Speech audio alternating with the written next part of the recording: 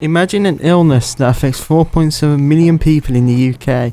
It can lead to blindness, kidney failure and nerve damage. It has skyrocketed over the last 3 years and over 5 million people are expected to have it by 2020. Doctors still don't know what fully causes it, but they do know how to control it. This is a short documentary on diabetes.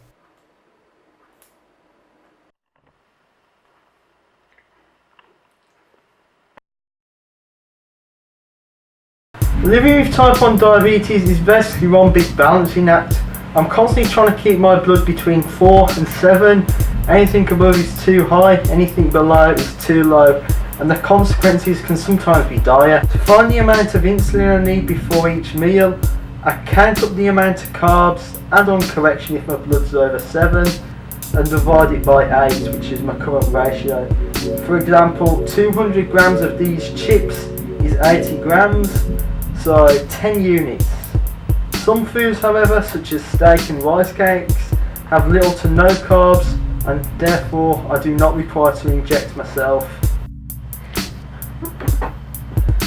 This is my stash of meds, everything I got. I've got test strips, got finger prickers, I've got spare insulin pens. I have to have all this to help manage my diabetes, along with insulin, which I keep refrigerated to keep it in date. It's a lot to move around, especially when I go on holiday.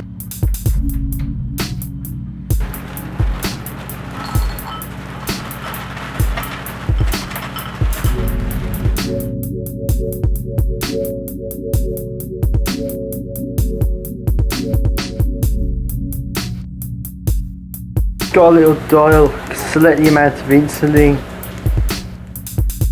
I'm gonna have 13 because my niece told me so. Pull it up, stick it in.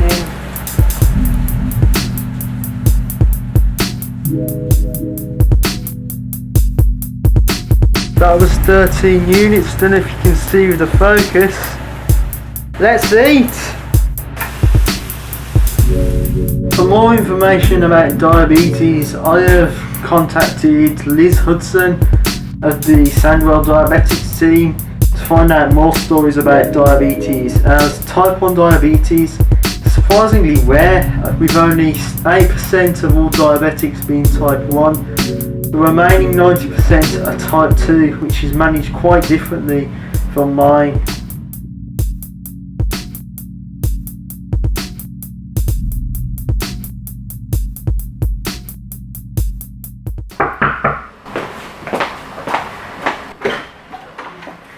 Martin, how are you? Yeah, good. It's been a while, hasn't it? Yes, it's been a long time. Are you looking after yourself? Yeah. Oh, that's good. So, shall we get started? Oh, yes. Are there any other forms of treatment for type 1 or 2 diabetes other than testing blood and administering insulin? So, with type 1 diabetes, you need to have insulin. So whether that's given by injections, which you're doing, I believe you're still doing. Yeah. Or whether you administer by an insulin pump. Alright. So an insulin pump is like delivering a small amount of insulin all the time, and then when you eat, you tell the pump what your blood sugar is, you tell the pump how many grams of carbohydrate you're going to eat, and it delivers the insulin. Alright. I believe lately there's been a sharp increase in diabetes, is that true? Yeah, so when I first started in this role in 2008, we had, across 2 hospitals, we had about 170 patients. And last year we had about 240.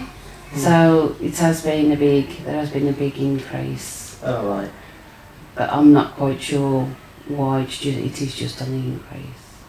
Oh, right. So last of all, is there any way to prevent getting diabetes?